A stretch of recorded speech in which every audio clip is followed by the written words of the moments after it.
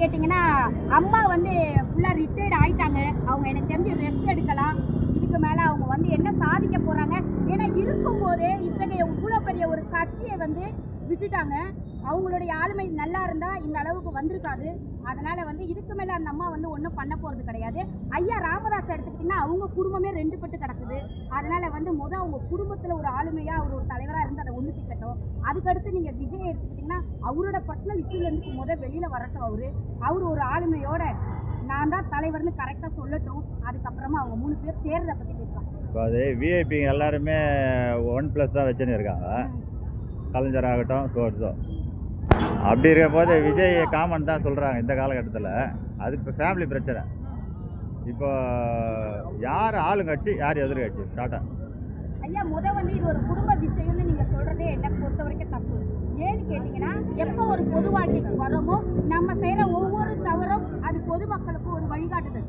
இந்த தப்பை நீயும் செய்யலாம் தாராளமாக. அடுத்த சந்ததியினர் இப்போ எப்படி வந்து இந்த சந்ததியினர் வந்து திமுகவை எடுத்து போடுறாங்களோ அவருக்கு 3 மனைவிகள்னு போடுறாங்களோ அடுத்த ஜெனரேஷன் என்ன பண்ணுவாங்க? விஜய்க்கு 2 மனைவிகள்னு போடலாம், 2 காதலிகள்னு போடலாம். அது மாதிரி வந்து இவங்க ஒரு வழி காட்டுறாங்க இல்லையா? அது வந்து தவறு. அதனால வந்து இது வந்து பர்சனல் விஷயம், குடும்ப விஷயம் கிடையாது. என்னைக்கு வந்து வெளியில தெரிஞ்சிருச்சோ அது வந்து பொது விஷயம். இல்லை, நான் கேட்டது யார் எதிர்கட்சி யார் ஆளுங்கட்சி? ஆளுங்கட்சி கண்டிப்பா வந்து எடப்பாடியார் தான். எதிர்கட்சியா யார் வரலாம் வாய்ப்பு இருக்கு? எதிர்கட்சியா வரதுக்கு யார் வாய்ப்பு இருக்குன்னு இன்னும் சொல்ல போனா சும்மா ஆளுங்கட்சி எவ்வளோ சீட்டு அடிக்க வாய்ப்பு இருக்கு?